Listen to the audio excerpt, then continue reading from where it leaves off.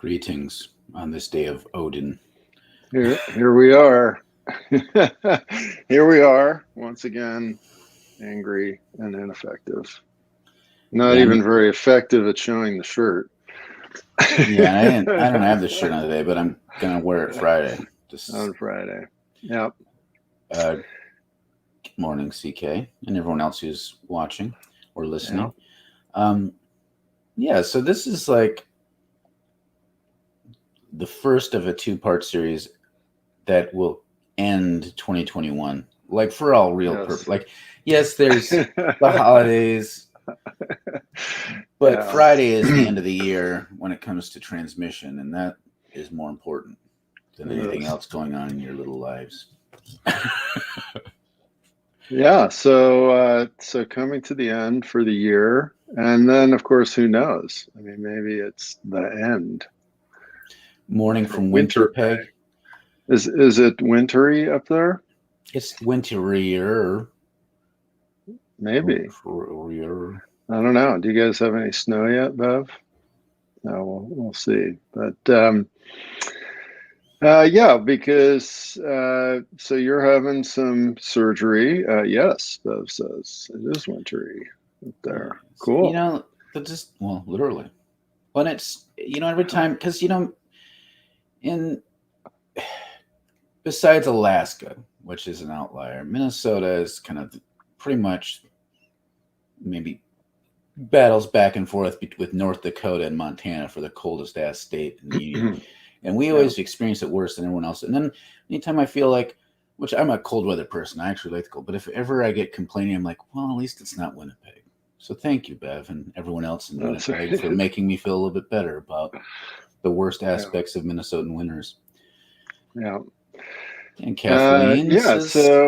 Kathleen's in Kansas City. It's probably not winter down there. No. And so you've got a little bit of surgery coming up, and I've got this taking a mini sabbatical. I'm calling it. It's because I'm from Minnesota,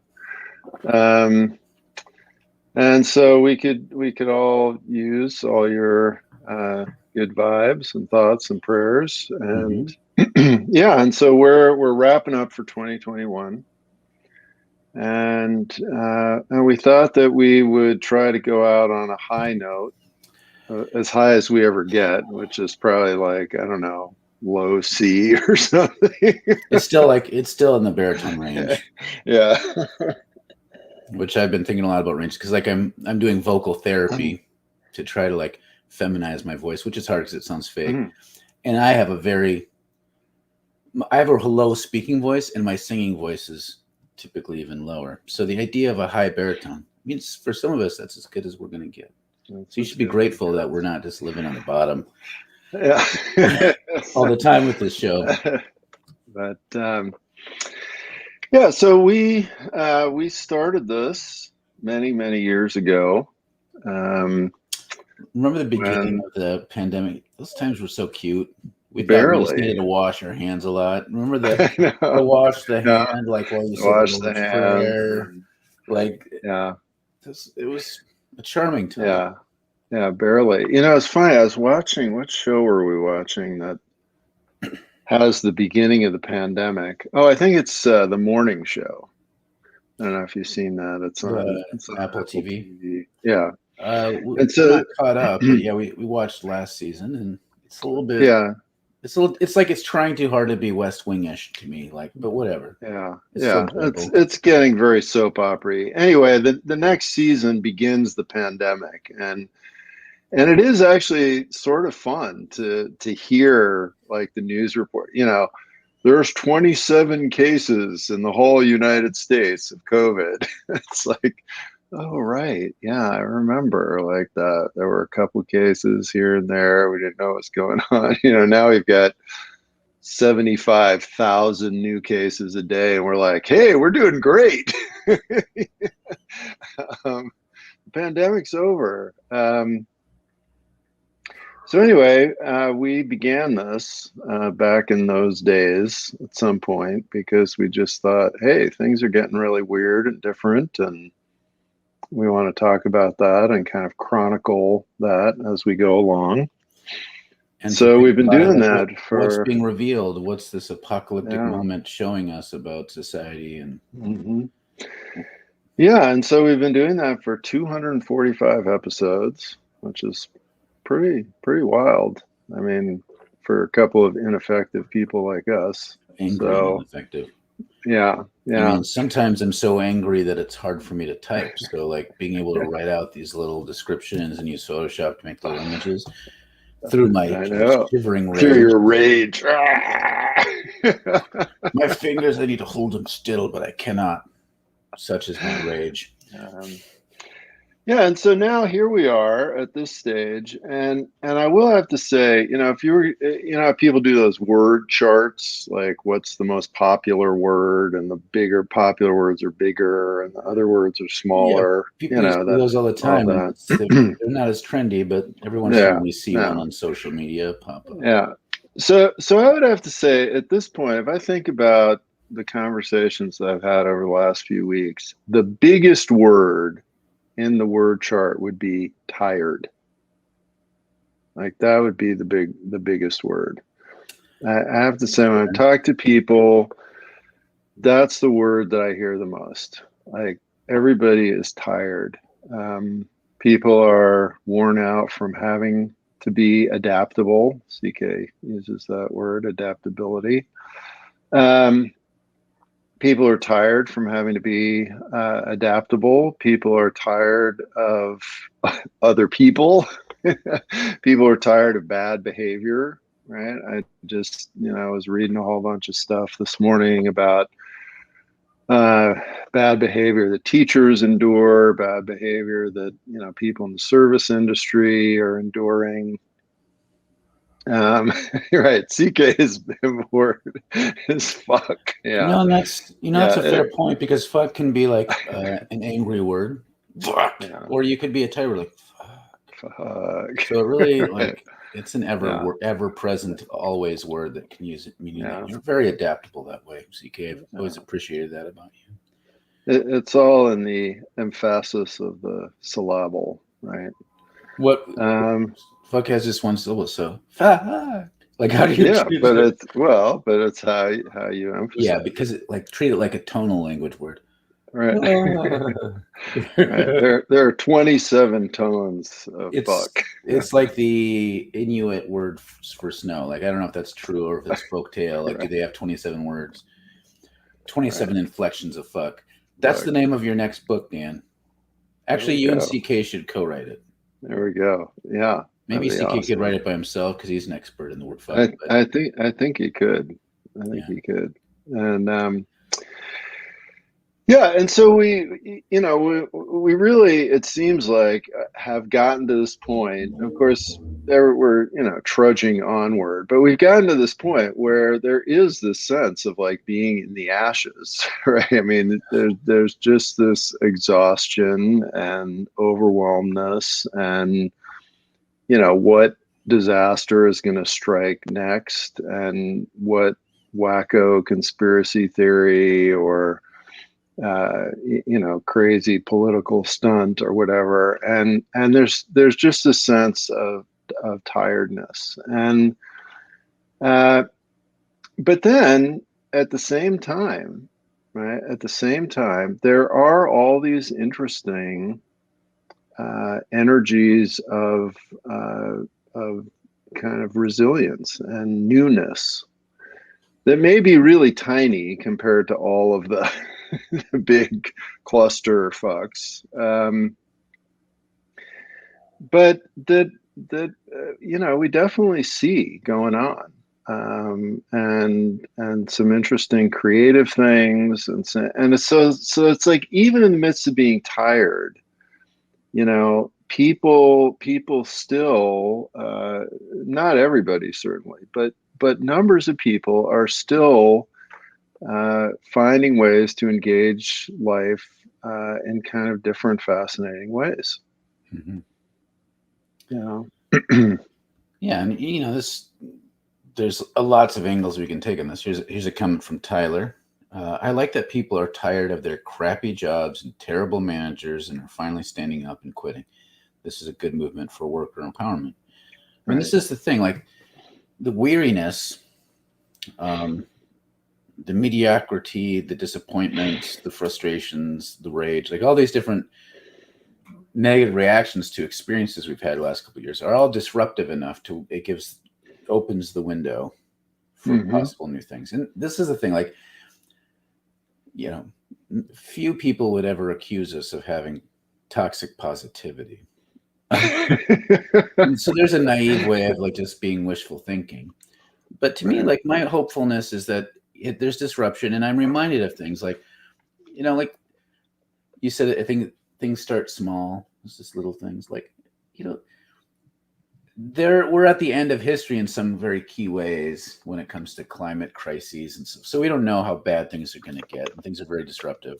So in some ways, things are new. Like there might be something new under the sun these days, but in a lot of ways, this isn't all that different in terms of the hopelessness of like if you were like living in Palestine during Rome, right? So Rome dominated for 1,000 years. Mm-hmm. And Jesus came on board in the middle of it, like early on. Like Jesus wasn't that far after Caesar. Rome was an empire for a long time, mostly after Jesus, right? But still, like in that moment of like, well, is there any real hope for us to ever have? He said, faith is like a mustard seed. The kingdom of God is here. The kingdom of God is amongst you. Mm-hmm. And I think that's kind of the thing now. Like, okay, things are grim, and there's like I don't want to like poo-poo the seriousness of our different crises, but there is hope. There's little things happening, and any of them can be like a mustard seed that grows into something important. So we need to be, instead of being foolishly optimistic about it, we should be giving our attention to those little signs, and so that we can nurture and encourage and support and lean in without any sort of illusion that somehow like, well, it'll all work out. Right. Yeah. Kind of and the exhaustion and the everything being burnt down, so to speak. Reminds me of the whole thing in addiction work where people talk about, well, you got to hit bottom, and then at that point you can kind of begin to crawl back up or out. And so, and as you said, there's all these little things, and we can start to give our attention to them. And of course, some of them aren't going to go anywhere, but then some of them will start to go somewhere. And I'm thinking a lot in this about our spiritual direction program and the cohort that we've got with that. I mean, every one of these 20 or so people are really, either doing or thinking about or being in the world in really interesting new kinds of ways. Yeah, they're not normie. Yeah, Christians. They're all exploring some sort of prophetic edge at some level. Yeah, and there's all kinds of challenges, and some of them are in very traditional settings, some of them are very non-traditional settings, and they're all tired. They've all got a lot going on, but there really is also a lot of space for creativity happening. And so I think that's part of, it's almost like the burning down of everything is like this decluttering, right? Instead of doing the right condo thing of like actually, looking at everything and saying, does this give me joy? It's like, no, your whole house just burns down, right? So now you don't even have to spend any time worrying about whether or not something gives you joy. It's just everything's gone. And so there's this massive decluttering, and now you can begin to go, oh, like what kind of fun, what kind of fun little things, like here's some weird little molten piece of metal from the fire, and here's this other little twig that's still left. Like I can put them together and make a new kind of robot bird, and it'll be really cool. We got some more comments. Yeah, and this is CK writes, yes, so can we as a society turn this around, or is this a new birth of the individual to become more? There's a definite shift happening. I mean, this is the thing, like, let's talk about some of the shifts we've noticed. And before going into the content, just to give people a sense, like, I mean, little things like, you've noticed this, you pointed this out to me, that you've noticed a number of your assigned masculine at birth friends or acquaintances transitioning. Like, so I'm an example of this. And I think in my mind, this is very not that dissimilar from people quitting their jobs. People are realizing there's something about this pandemic wherein people are noticing things that are not working for them. And it takes a certain amount of pessimism to have that kind of perspective, because like people in bad relationships will often keep going because they think that if they can get to this point where they plateau and take a breather, then all their patience with Henry, who's an alcoholic, will then take the relationship to the next level. And so it creates this codependent cycle. So like people, when things are not that bad, will think, well, it's not that bad. I'll just keep working at it. And things have to get bad enough, or at least disrupted enough, where you need some alone time apart from Henry or whatever, to start noticing, like, do I really want that? And so the pandemic has offered that for a lot of people with work, with marriages. I would imagine breakups and divorces increased. People dropping out of things increased, for sure. We know that. Work. And then people transitioning or leaving the church. Those might seem like negativities to a lot of people, but those are all doors being opened to possibility. And I think that's really encouraging. And there's other things, like I just bought this book, which I'm actually astonished. Like if you told me 10 years ago that David Graeber would be dead and still writing books. No one knew. I mean, people in the Occupy movement, when the Occupy movement hit, started to know who David Graeber was. But before that, you had to be an anarchist to know who David Graeber was, pretty much. And so if you told me that David Graeber, Beyond the Grave, would be writing a book that challenges our assumptions about how civilization is developed, and that it'd be reviewed by the New York Times, like all these different major sources, as an important, significant book, that would have astonished me. I wouldn't have believed you, but that's what's happening. And it's important because anarchist sorts of thinking are becoming, since Black Lives Matter and things, and the police abolition movement, people are starting to be open to that, although we had a major loss in the Twin Cities electorally recently. But that also, like, this book, the premise is that there isn't this obvious development. There have always been varieties of hierarchy and oppression within any stage of development. We don't know exactly why things seem to be locked in the way they are now, but things don't have to be this way.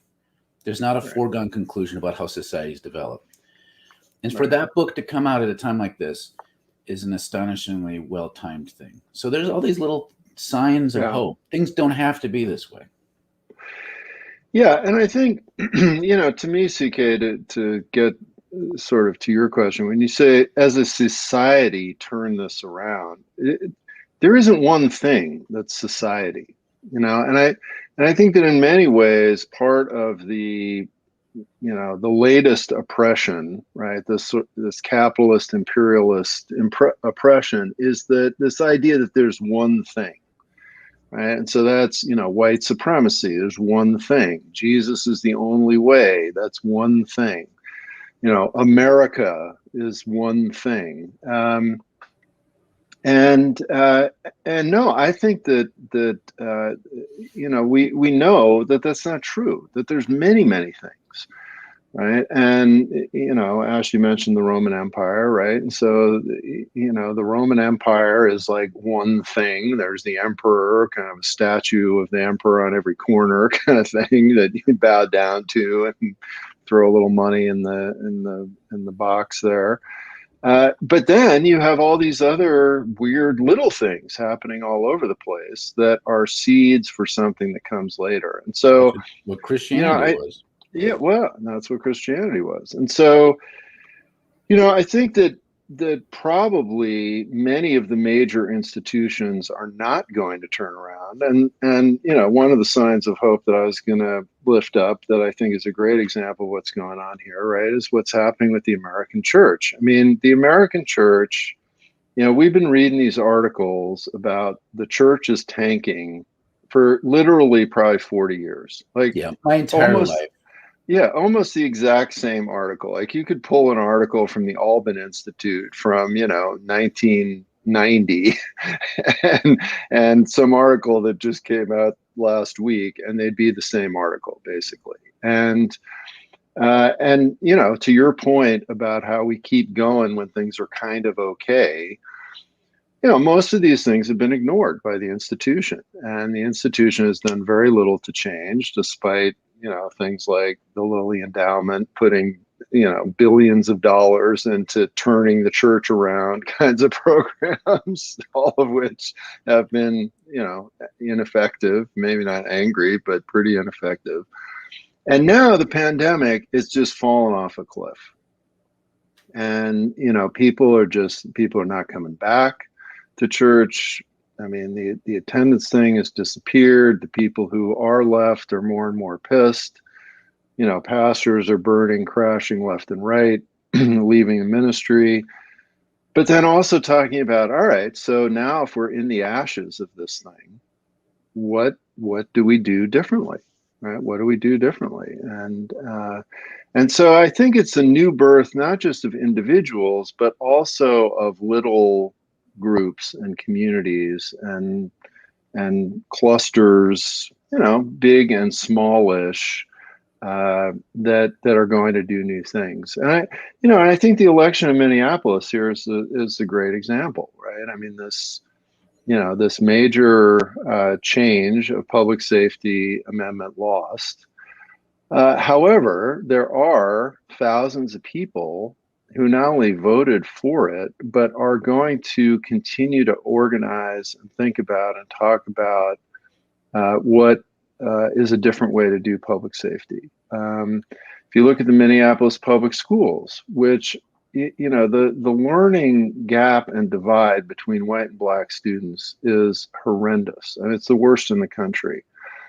And it is very clear that people have gotten to the point where they are like, this is just completely unacceptable. And, we may be seeing a major strike here in the next few weeks. We may, but more and more people are really rallying to do something different. So I think that within all of these institutions that are tanking, you are then also getting pockets of resistance and creative thinking.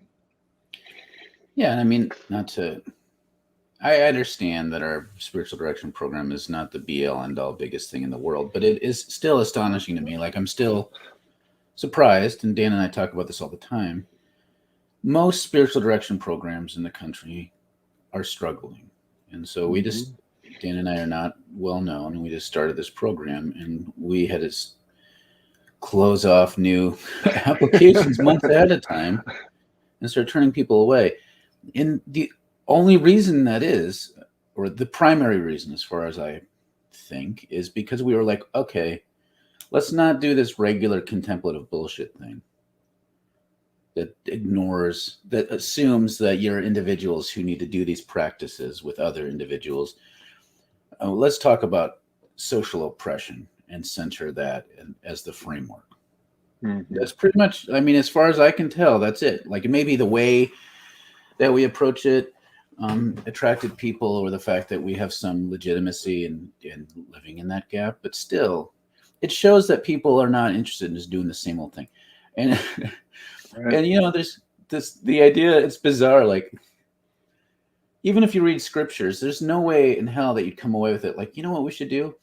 For 2,000 years, let's have a lecture with singing in front of it, and that'll transform the world. I like that. A lecture with singing in front of it. Like, that's really, I know that liturgy is more complicated. There's these traditions, but if that's our takeaway for 2,000 years, like, let's double and triple down on that. And like when the pandemic hits, you know what we need to do? Figure out how to use Zoom to have singing followed by a lecture. Singing followed by a lecture. As our first fucking instinct about what's the most important thing that we do as the church. All right, we got to get to our comments. Ellen writes, hello, joined just in time to hear you two say nice things about us students. That's right. Yeah, students good thing you didn't tune in earlier when we were saying all the bad things. Catherine writes, a Norwegian friend once told me you can't say it will be okay in the language, only it will probably go okay enough. Which I still think about.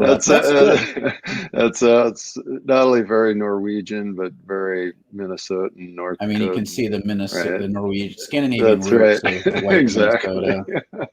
Minnesota. Where they don't say it's good; they say, "Well, it could always be worse."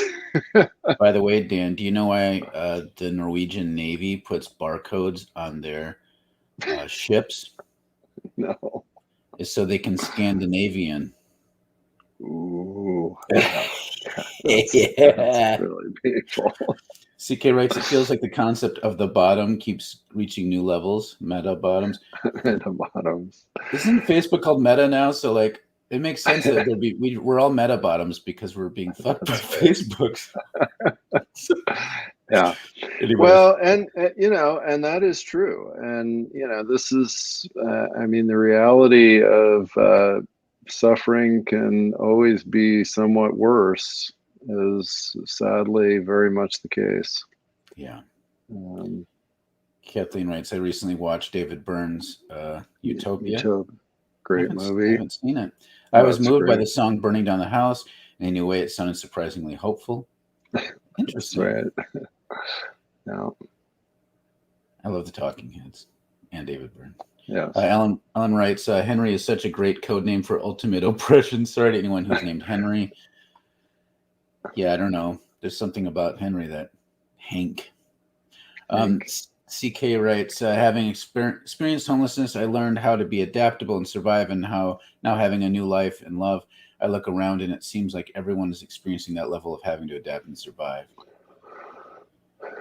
Yeah, well, yeah, absolutely. And, I mean, adaptability and survival is definitely a hallmark of ecological systems. And so. Sheila writes, yeah, seeds and creativity.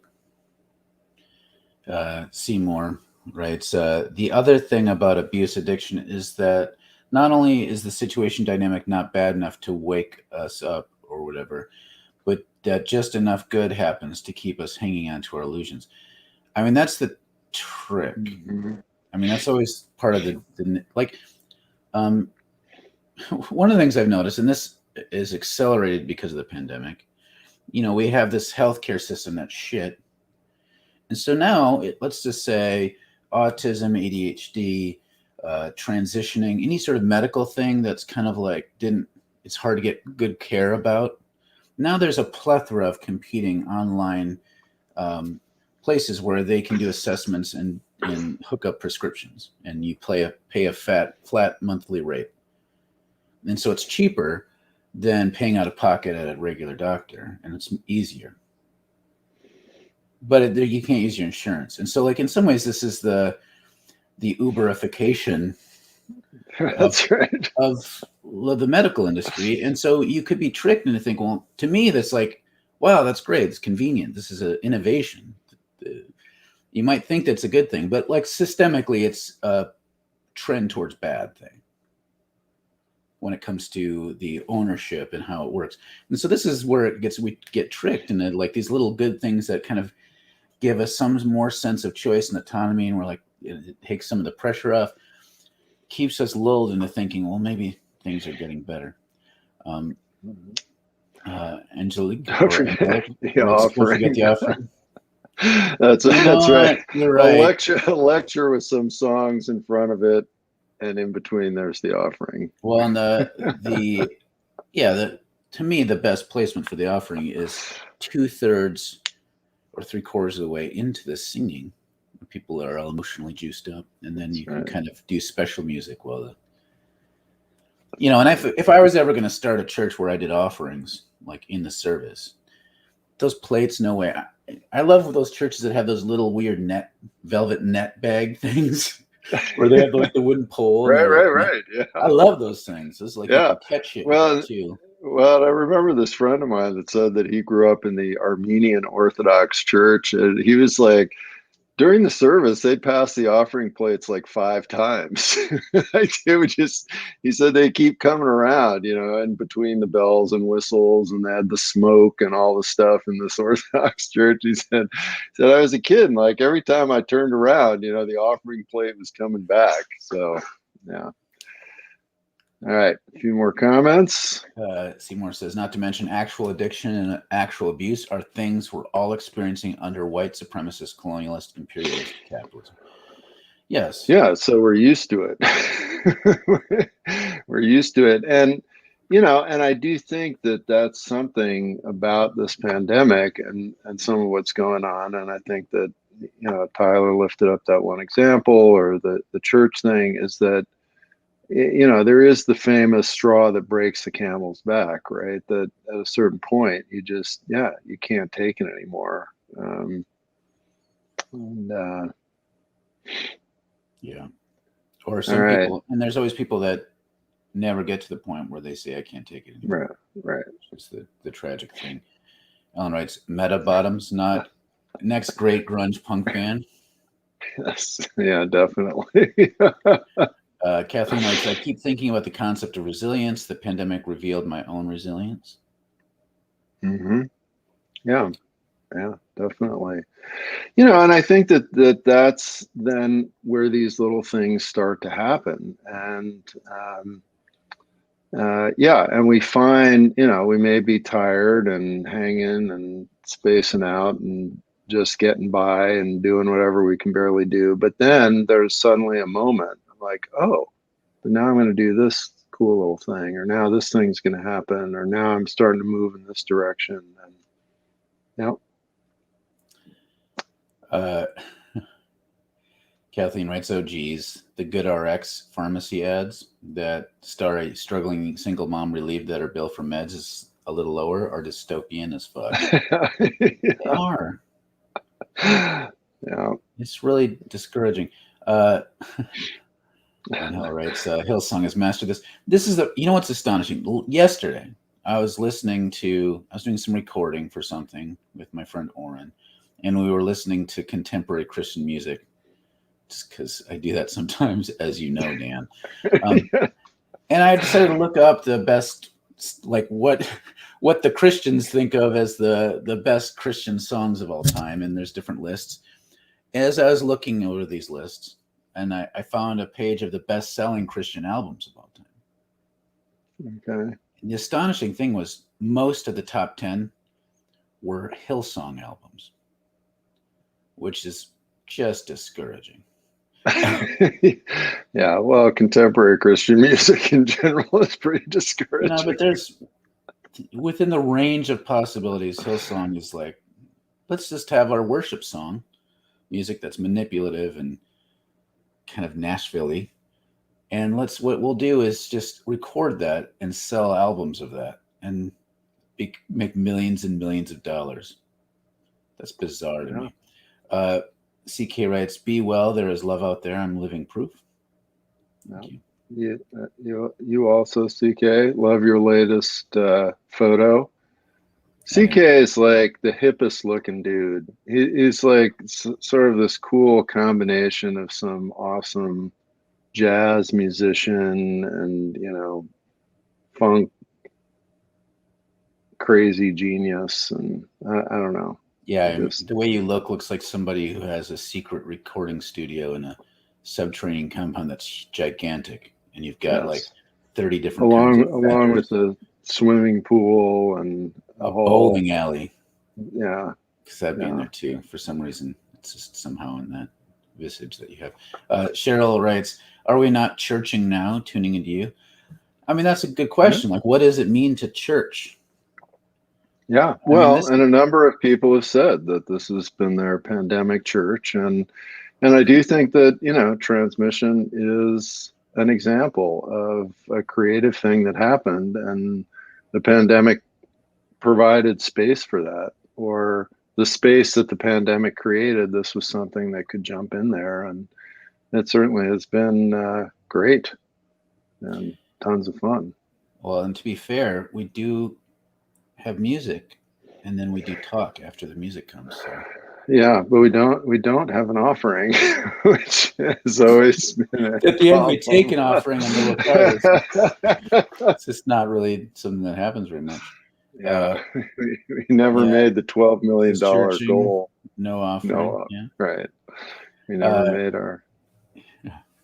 But Hillsong has completely Walmartized whatever remaining hope of art there is or was left. Luckily, Hillsong's dirty laundry is gradually coming out. Yeah. Yes. Well. So, all right. Well, this was great. Thanks for all the comments. We will be back on Friday for a hopeful Fascism Friday, which seems like a total oxymoron impossibility. We'll have to figure it out. But if anybody can pull it off, we can. I'm convinced. Yep. We'll see you Friday, and then after that, see you in 2022. Yeah. Lord willing, and the creek don't rise. Bye.